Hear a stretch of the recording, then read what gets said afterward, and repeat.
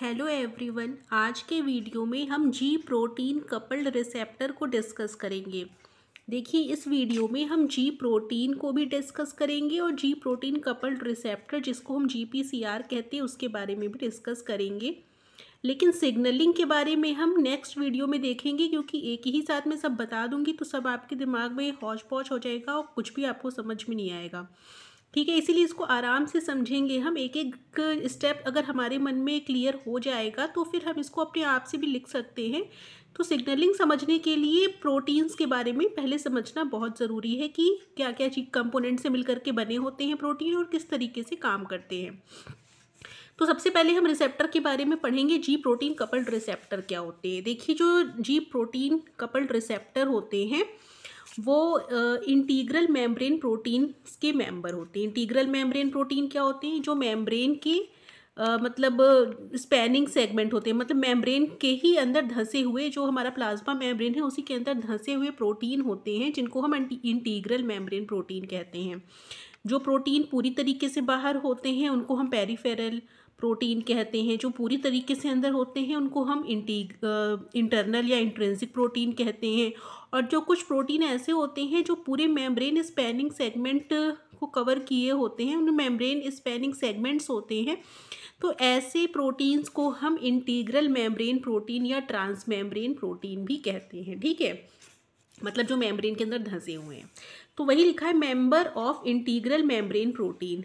ये उसके बाद नेक्स्ट है कि largest family of transmembrane receptor.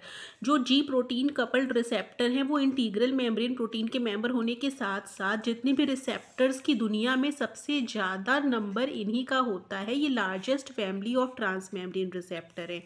Trans membrane को हम टीएम से भी डिनोट कर सकते हैं। ठीक है, कैपिटल टी और स्मॉल एम छोटा सा ट्रांस मेम्ब्रेन को रिप्रेजेंट करेगा। अब जो जी प्रोटीन कपल्ड रिसेप्टर बने होते हैं वो उसमें क्या होते हैं, 7 ट्रांस मेम्ब्रेन डोमेन होते हैं। देखिए, हमने 7 ट्रांस मेम्ब्रेन डोमेन बनाए, 1 2 3 4 5 6 7। 7 ट्रांस मेम्ब्रेन डोमेन का मतलब 7 उनमें ऐसे सेगमेंट होते हैं जो मेम्ब्रेन को क्रॉस करते हैं। ठीक है, 7 सेगमेंट जो है मेम्ब्रेन को क्रॉस किए हुए हैं और ये जो क्रॉस सेगमेंट है वो आपस में लूप से जुड़े हुए हैं। आप ऐसे करके ऐसे आप इसको सांप के जैसा भी बना सकते हैं। सांप के जैसे से याद आया कि इसको हम सरपेंटाइन रिसेप्टर भी कहते हैं। एक चीज़ इसमें आप और जोड़ लीजिएगा, ये सरपेंटाइन रिसेप्टर्स भी कहलाते हैं क्योंकि इनका जो शेप होता है सांप के जैसा होता है। तो सरपेंटाइन रिसेप्टर्स भी इसको हम कहते हैं। तो 7 इसमें ट्रांस मेम्ब्रेन डोमेन है। ठीक है, 7 ट्रांस मेम्ब्रेन हेलाइसेस हैं जिसमें लूप्स हैं, लूप से ये आपस में कनेक्टेड हैं। इसका जो एन टर्मिनल होता है, मतलब एक प्रोटीन के हमें पता है ना 2 टर्मिनल होते हैं, स्टार्टिंग में एन टर्मिनल होता है, लास्ट में सी टर्मिनल होता है। तो इसका जो एन टर्मिनल होता है वो सेल के बाहर की साइड में होता है और जो इसका सी टर्मिनल होता है वो सेल के अंदर की साइड में होता है। ठीक है, तो एन टर्मिनल कोई पूछे कहाँ पे है तो बाहर, और सी टर्मिनल अंदर है। और जो 7 ट्रांस मेम्ब्रेन डोमेन है वो मेम्ब्रेन को पास कर रहे होते हैं। ठीक है, 7 पास, इसको ट्रांस मेम्ब्रेन रिसेप्टर्स भी कहते हैं। उसके बाद they are connected to G protein, और ये जो होते हैं जो हमारे ये रिसेप्टर हैं ये सेल के अंदर एक जी प्रोटीन से कपल्ड रहते हैं, अटैच्ड रहते हैं, इसीलिए इनको हम कहते हैं जी प्रोटीन कपल्ड रिसेप्टर, क्योंकि इनके साथ जी प्रोटीन बाइंडेड कंडीशन में रहती है। तो जी प्रोटीन के थ्रू ही अपना सारा काम भी करते हैं। इनको जो भी इनके साथ जब कोई लीगेंड या सिग्नलिंग मॉलिक्यूल के बाइंड होता है तो अपना जो इन्फॉर्मेशन लीगेंड के पास होता है वो रिसेप्टर जी प्रोटीन को ट्रांसफ़र करते हैं, उनको बताते हैं कि तो ये काम सेल से करवाना है, तुम अपने तरीके से करवा लो। ठीक है, तो जी प्रोटीन कपल्ड रिसेप्टर है। अब जी प्रोटीन क्या होती है इसको भी हम समझ लेते हैं। ये रिसेप्टर के बारे में आई थिंक सबको समझ में आ गया होगा। रिसेप्टर जो होता है उसमें क्या होता है, 7 ट्रांस मेम्ब्रेन डोमेन होते हैं, एन टर्मिनल बाहर की तरफ, सी टर्मिनल अंदर की तरफ होता है, उसमें लूप्स भी होते हैं अंदर और बाहर की तरफ जिससे ट्रांस मेम्ब्रेन डोमेन कनेक्टेड होते हैं। जो अंदरूनी वाला पार्ट होता है वो जी प्रोटीन के साथ बाइंडेड फॉर्म में रहता है, इसको सरपेंटाइन रिसेप्टर्स भी कहते हैं। ठीक है, तो देखिए आउटर डोमेन इसको ट्रांस मेम्ब्रेन डोमेन और इनर डोमेन को अलग अलग आप बता सकते हैं। उसके बाद जी प्रोटीन को डिस्कस कर लेते हैं। जी प्रोटीन जो होती हैं वो हेट्रोट्राइमेरिक प्रोटीन होते हैं। हेट्रोट्राइमेरिक प्रोटीन क्या होते हैं, मतलब जो 3 अलग अलग तरीके के प्रोटीन से मिलकर के बने हों। 3 अलग अलग प्रोटीन कौन कौन से हो जाएंगे, जी अल्फ़ा, जी बीटा, जी गामा, जिसको हम अल्फ़ा बीटा गामा भी लिख सकते हैं, क्योंकि जी प्रोटीन के ही पार्ट हैं, तो आप चाहे जी लिखें ना लिखें वो तो जी का पार्ट रहेगा ही। आप केवल अल्फ़ा बीटा गामा भी लिख सकते हैं। इसमें से जो अल्फ़ा और गामा सब यूनिट हैं वो प्लाज्मा मेम्ब्रेन से अटैच रहती हैं। बेचारा बीटा जो होता है वो प्लाज्मा मेम्ब्रेन से अटैच नहीं रहता है। ये क्वेश्चन कई बार आ चुका है गेट का भी, ठीक है, जिसको ध्यान रखिएगा। जो अल्फ़ा और गामा है वही प्लाज्मा मेम्ब्रेन से जुड़े होते हैं। अब ये सब चीज़ें याद रखने के लिए एक बार अगर फ़ोटो देख लेंगे तो हमें अच्छे से याद हो जाएगा, क्योंकि चाहे आप रट जितना भी लें, आपके अंदर अगर फ़ोटो बन जाएगी आँखों में तो आपको भूल नहीं पाएंगे आप इस चीज़ को। देखिए मैंने यहाँ पे बनाने की कोशिश की गई है, थोड़ा जूम्ड व्यू में आपको दिखा रही हूँ। ये हमने 3 सेगमेंट बनाए हैं जी प्रोटीन के, ठीक है। 3 सेगमेंट में जो सबसे पहला वाला है उसको हमने अल्फ़ा नाम दिया है, दूसरे वाले को बीटा नाम दिया है, तीसरे वाले को गामा नाम दिया है। उसमें अल्फ़ा का देखिए इस तरह से हमने अटैचमेंट दिखाया है प्लाज्मा मेम्ब्रेन से, गामा का अटैचमेंट दिखाया है, बीटा का नहीं दिखाया है। मतलब कि अल्फ़ा और गामा सब यूनिट प्लाज्मा मेम्ब्रेन से लिपिड के थ्रू जुड़ी रहती हैं, ठीक है, लिपिड के थ्रू जुड़ी रहती हैं। अल्फ़ा और गामा सब यूनिट, बीटा सब यूनिट जुड़ा नहीं रहता। बीटा सब यूनिट किससे जुड़ा रहता है, केवल अल्फ़ा सब यूनिट से और गामा सब यूनिट से, ठीक है, दोनों तरफ से जुड़ा रहता है। तो इसको खुद से इधर की तरफ जुड़ने की ज़रूरत नहीं, ये बीच में अपना ही लटका रहता है।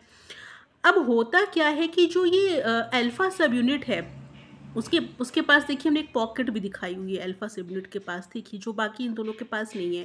तो अल्फ़ा सब यूनिट के पास जो ये पॉकेट होती है वो जीडीपी से भी बाइंड करती है, जीटीपी से भी बाइंड करती है। अगर वो जीडीपी से बाइंड की होती है तो वो इनएक्टिव कंडीशन में रहती है या टर्न ऑफ रहती है, और अगर वो जीटीपी से बाइंड की हुई होती है तो एक्टिवेटेड फॉर्म में रहती है या टर्न ऑन रहती है, ठीक है। एक्टिवेट कब होगी, जब लीगेंड आके इसके साथ बाइंड होगा तभी वो इसको एक्टिवेट करेगा, वरना ये सोई रहती है। जीडीपी के साथ बाइंड रहती है नॉर्मल रेस्टिंग कंडीशन में, जब कोई भी आप सिग्नलिंग मॉलिक्यूल नहीं आता है तब तक, ठीक है। तो ये इस तरीके से जी प्रोटीन का अरेंजमेंट है। अब देखिए इसमें लिखा है जी अल्फ़ा सब यूनिट, जो अल्फ़ा सब यूनिट होगी उसमें 2 तरीके की चीज़ें होंगी। एक तो वो जीडीपी या जीटीपी से बाइंड करने वाला ये साइट रहेगा, दूसरा साइट उसका बीटा सब यूनिट से अटैच रहता है, बीटा गामा सब यूनिट से अटैच रहता है। तो बीटा गामा सब यूनिट से अटैच रहता है दूसरा पार्ट, जिसमें वो अटैच किससे, एक्चुअल में बीटा से, और बीटा तो गामा के साथ अटैच्ड है। तो अगर बीटा के साथ अटैच्ड है तो गामा को तो बीटा साथ में लिए ही रहेगा, मतलब वो बीटा गामा दोनों के ही साथ अटैच है। मतलब कहने का ये है कि जो अल्फ़ा सब यूनिट है, ये अल्फ़ा सब यूनिट वो बीटा गामा के साथ अटैच रहती है, लेकिन एक्चुअल में वो ज्वाइंट किससे रहती है, बीटा से। इसलिए बीटा को मैंने यहाँ पे इस तरीके से बनाया हुआ है, ठीक है। तो जो जी अल्फ़ा सब यूनिट होती है एक तरफ बीटा से अटैच रहती है, दूसरी तरफ वो जीडीपी या जीटीपी से भी अटैच हो सकती है। और ग्वानिन न्यूक्लियोटाइड बाइंडिंग साइट, मतलब वही जीडीपी या जीटीपी भी जी अल्फ़ा सब यूनिट में ही पाई जाती है, ये भी आपको ध्यान रखना है, कई बार मैं बोल भी चुकी हूँ, ठीक है। तो अल्फ़ा सब यूनिट में जीडीपी या जीटीपी बाइंडिंग साइट भी पाई जाती है और बीटा बाइंडिंग साइट भी पाई जाती है। 2 तरीके से ये जुड़ सकता है 2 अलग अलग प्रोटीन से, ठीक है। तो ये हो गया। अब देखिए जो जी अल्फ़ा सब यूनिट होती हैं उसके भी कई सारे वेरिएंट्स हैं। जी अल्फ़ा सब यूनिट 4 तरीके की हो सकती हैं जो अलग अलग सिग्नलिंग पाथवे को एक्टिवेट करती हैं। सबसे पहला है जी अल्फ़ा एस, दूसरा है जी अल्फ़ा क्यू, जी अल्फ़ा आई, जी अल्फ़ा 12, 13। एस और क्यू वाली सब यूनिट तो जो होती हैं वो नॉर्मली क्या करती हैं, सिग्नलिंग पाथवे को, कई सारे जो सेल के अंदर ग्रोथ एंड डेवलपमेंट वाले पाथवे होते हैं उनको एक्टिवेट करने का काम करती हैं। आई वाला कुछ इनहिबिटरी रोल होता है इनका, ये इनहिबिटरी प्रोटीन होती है, किसी चीज़ को इनहिबिट करना होता है तब ये वाली एक्टिवेट होती हैं। और ये थोड़ा कैंसर प्रोग्रेशन को रोकने के लिए 12 और 13 वाली होती हैं, ये बहुत कम एक्टिवेट होती हैं या कुछ खास परिस्थितियों में ही एक्टिवेट होती हैं। मेनली जो हमेशा जो एक्टिव रहने वाला होता है वो यही तीनों के एक्टिवेशन से सेल के अंदर प्रॉपर जितनी भी ग्रोथ डेवलपमेंट वाली चीज़ें चलती रहती हैं। फिर देखिए मैंने लिखा है जब जी अल्फ़ा जीडीपी से बाइंड रहती है तो इनएक्टिव फॉर्म में रहती है, मतलब टर्न ऑफ रहती है, और जी अल्फ़ा जब जीटीपी से बाइंड करती है तो एक्टिवेटेड फॉर्म में रहती है। और जब वो एक्टिवेटेड फॉर्म में आती है, जैसे ही जी अल्फ़ा जीटीपी से बाइंड होती है तो वो बीटा गामा को छोड़ देती है। एक ही साथ दोनों से बाइंड नहीं हो सकती कि जीटीपी से भी बाइंड हो जाए और बीटा गामा से भी बाइंड हो जाए, ठीक है। तो जब एक्टिवेट होके जीटीपी से बाइंड होती है जी अल्फा सब यूनिट, उसी टाइम पे वो बीटा गामा को अपने से अलग कर देती है और अल्फा वाला अलग रहता है जो जीटीपी के साथ बाइंड करता है। इसमें मैं लिख भी दे रही हूँ कि अलग जब हो गया है तो ये जीटीपी से बाइंड हुआ है, उस टाइम पे ये कंडीशन है। और दोनों ही कंडीशन में ये दोनों ही प्रोटीन एक्टिवेटेड फॉर्म में आ जाती हैं और नीचे के मतलब जो भी हमारे सब सेलुलर प्रोटीन्स हैं, सेल के अंदर पाई जाने वाली दूसरी प्रोटीन्स को एक्टिवेट करके जो काम करना होता है वो करती हैं, ठीक है। जिन प्रोटीन्स को एक्टिवेट करना होता है सेट ऑफ प्रोटीन्स, उसको ये बाद में एक्टिवेट करते हैं, ठीक है। खुद पहले एक्टिवेट हो जाते हैं, बाद में सेकेंडरी मैसेंजर्स को एक्टिवेट करने का काम करते हैं। तो कौन कौन से मैसेंजर्स एक्टिवेट होके क्या क्या सेल के अंदर रिस्पॉन्स करते हैं ये हम कल की वीडियो में देखेंगे। आज आप इतना अच्छे से पढ़ लीजिए और याद कर लीजिए तो आपको कल का वीडियो समझना और आसान हो जाएगा, ठीक है। तो आपको पता होना चाहिए कि अल्फ़ा बीटा गामा सब यूनिट क्या होती है। रेस्टिंग कंडीशन में अल्फ़ा बीटा गामा सब एक साथ होती हैं और अल्फ़ा सब यूनिट जीडीपी से जुड़ी होती है। लेकिन जब एक्टिवेटेड फॉर्म में आता है, लिगेंड के साथ बाइंड हो जाता है, तो क्या होता है, अल्फ़ा सब यूनिट बीटा गामा को अलग कर देता है अपने आप से, खुद भी अलग हो जाता है, खुद जीटीपी के साथ अलग हो जाता है। बीटा गामा अपना अलग काम करती हैं, अल्फ़ा वाला जीटीपी से बाइंड होकर अपना अलग काम करता है, ठीक है।